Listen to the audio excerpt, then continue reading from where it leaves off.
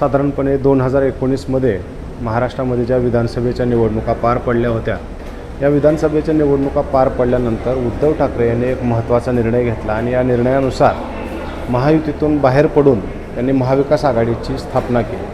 आणि या निर्णयानंतर महाराष्ट्राच्या राजकारणामध्ये एक प्रकारचा एक भूकंप आला आणि त्यानंतर जे महाराष्ट्रामध्ये राजकारण प्रवाही झालं आहे ते अजून थांबताना दिसत नाही.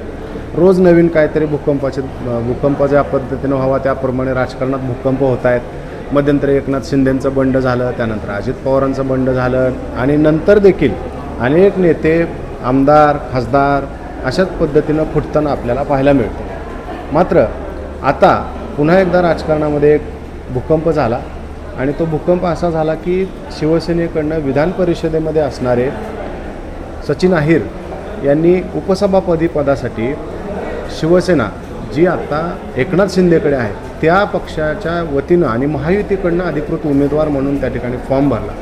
आज ते विधान परिषदेचे उपसभापती देखील झालेले आहेत. मात्र अनेकांच्या मनामध्ये हे असं कसं होऊ शकतं याच्याबद्दल अनेक प्रश्न आहेत आणि याच प्रश्नांची उत्तरं आज आपण घटनेचे अभ्यासक प्राध्यापक राहुल सौरभ जाधव सर यांच्याकडनं आपण मिळवण्याचा प्रयत्न करणार आहोत.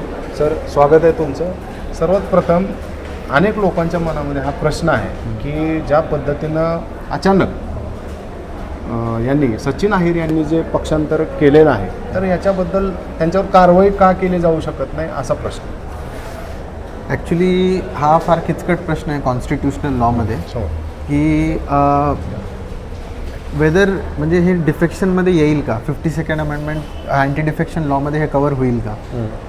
तर याचं सरळ उत्तर असं आहे पहिले तर की हे अँटी डिफेक्शन लॉमध्ये भरपूर अभ्यासक असं आर्ग्यू करतील की हे अँटी डिफेक्शन लॉमध्ये नाही येणार.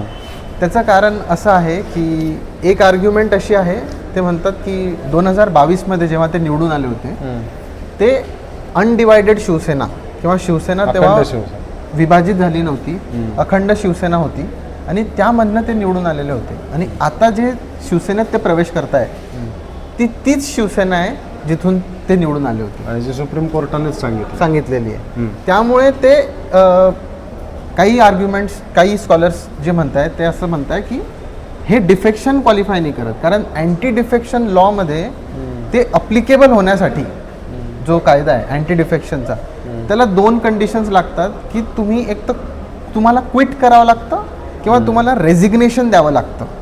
आणि सचिन अहिर यांनी ना क्विट केलेलं आहे ना रिझाईन केलेलं आहे.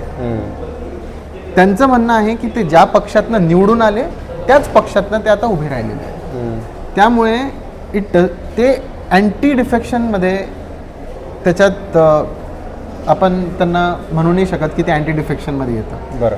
जे लेजिस्लेटिव्ह काउन्सिल्सचे ऑफिशियल्स आहेत त्यांचं सुद्धा हे मत आहे की याच्यात पक्षांतर झालेलं नाही, हे अँटी डिफेक्शन लॉमध्ये मोडलं जाऊ शकत नाही, कारण ज्या सिम्बल आणि ज्या पॉलिटिकल पार्टीमधनं ते 2022मध्ये निवडून आले होते ते त्यामध्येच आहे. आणि ऑफिशियल्स अजून हे पण म्हणतात की जी जेव्हा व्हाईस चेअरमनचं इलेक्शन होतं आपल्या याच्यात लेजिस्लेटिव्ह काउन्सिलमध्ये तिथे सुद्धा पॉलिटिकल पार्टीनी कोणाला नॉमिनेट करण्याची कोणतीही कायद्यामध्ये तरतूद नाही. तर ही आर्ग्युमेंट जी आहे की पॉलिटिकल पार्टी किंवा उबाटा यांनी त्यांना नॉमिनेट केलं होतं ही जरी खरी असली तरी कायद्यात त्याची तरतूद नाही आहे, कायद्यात त्याला मान्यता एवढी स्ट्रॉंग नाही आहे जशी अँटी डिफेक्शन. बरं, आता आपण ज्या कायद्याबद्दल बोलतोय तर त्या कायद्यामध्ये ह्या ज्या रिकाम्या जागा आहेत त्याला आपण ग्रे स्पेस म्हणतो, बरोबर, ह्याचा कुठेतरी अतिशय चाणाक्षपणे त्याला धूर्तपणा म्हणता येईल अशा पद्धतीनं हा या सगळ्या प्रकरणात वापर झालाय असं तुम्हाला वाटतंय? नक्कीच असं म्हणता येईल, कारण भारतात हे काही नवीन फीचर नाही आहे. 1968 जेव्हापासून आयाराम गयारामची सुरुवात झालेली होती त्याच्यापासून आपण बघितले सुप्रीम कोर्टचे भरपूर सारे केसेस त्याच्यामध्ये झालेले. कोयलो केस होता, राजसिंग केस होता, त्यामध्ये सुद्धा सुप्रीम कोर्टासमोर हे प्रश्न नेहमी आलेले आहेत की अँटी डिफेक्शन लॉ. आणि हा मेन प्रश्न की आर्टिकल 19मध्ये जे आहे की माझ्या बोलण्याचं स्वातंत्र्य किंवा मला कुठेही जाण्याचं स्वातंत्र्य, की स्टेबिलिटी ऑफ गव्हर्नन्स ज्याला आपण म्हणतो की stability of government he important आहे. हे डिबेट जे एज ओल्ड, हे इंडियन पॉलिटिक्समध्ये 1968पासनं आत्तापर्यंत ते चाललेलं आहे.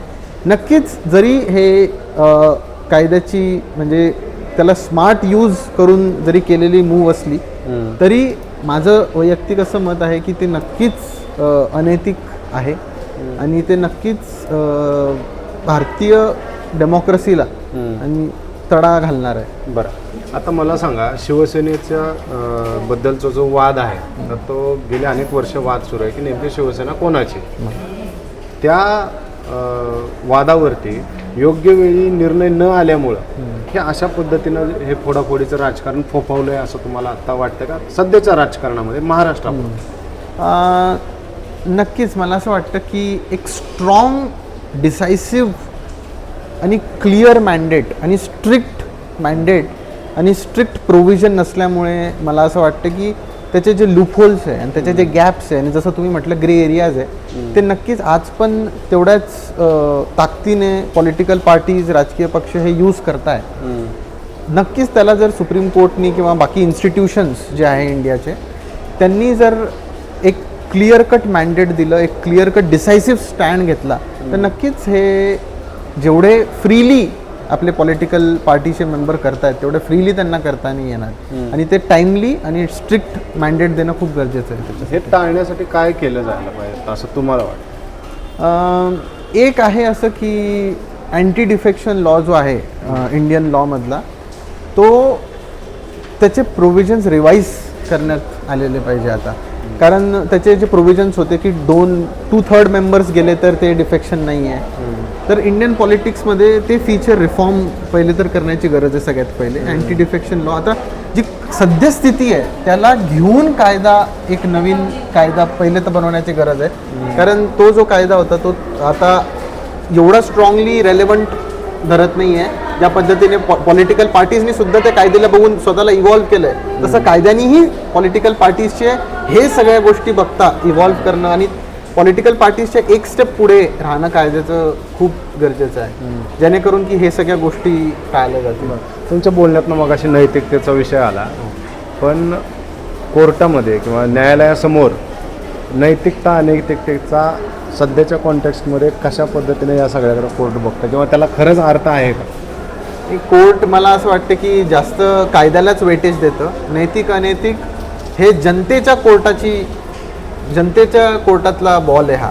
आणि हा जरी न्यायाधीशाच्या कोर्टातला नसला तर जनता आणि एक आहे जनतेच्या कोर्टातला बॉल जसं मी म्हटलं. आणि दुसरं म्हणजे ह्युमन कॉन्शियसनेस, जसं गांधीजी म्हटले होते की एक स्वतःला सुद्धा विचारण्याचा प्रश्न आहे की आपण कोणत्या समाजात वावरतोय, आपल्याला कोणत्या पद्धतीची पॉलिटी पाहिजे, आपण कोणत्या पद्धतीची डेमोक्रेसी पाहिजे आणि येणाऱ्या पुढच्या पिढीसाठी आपल्याला कोणता समाज निर्माण करायचा आहे हा प्रश्न आपणच आपल्याला विचारायला पाहिजे. कारण आपण कम्पेअर करतो US-शी, चायनाशी किंवा बाकी सगळ्या देशाशी कम्पेअर करतो. कम्पॅरिझनचं हे खूप मोठं म्हणजे हा प्रश्न मला असं वाटतं की स्वतःलाच विचारण्याचा आहे की आपण जेव्हा कम्पेअर करतोय तेव्हा आपल्याला काय मान्य आहे, काय अमान्य आहे, पहिले हा स्वतःला विचारण्याचा प्रश्न आहे. सर धन्यवाद.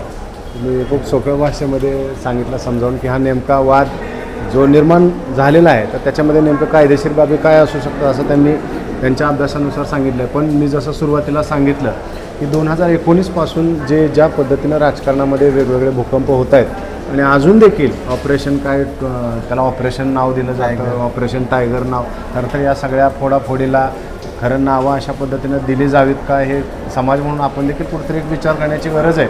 परंतु कायदेशीरदृष्ट्या ज्या काही मोकळ्या स्पेस आहेत, ग्रे स्पेस आहेत, त्याचा अतिशय धूर्तपणे कशा पद्धतीनं वापर केला जाऊ शकतो राजकारणासाठी हे या सचिन आहेर या प्रकरणातनं सध्या तरी दिसून येतं आहे. भाऊ या प्रकरणात पुढे काय होतं या सगळ्याला न्यायालयामध्ये चॅलेंज केलं जातं का? एका बाजूला खरं तर आता आदित्य ठाकरे, उद्धव ठाकरे यांची देखील मानसिकता आहे का आता या सगळ्याला चॅलेंज करण्याची, लढण्याची, हे देखील आता पाहणं या ठिकाणी महत्त्वाचं असणार आहे. आपल्या या सगळ्या प्रकरणावरती लक्ष असणार आहे. यामध्ये आणखी काय अपडेट आल्या तर आम्ही तुमच्याकडे नक्की पोहोचू. तुर्तास थांबूया. धन्यवाद.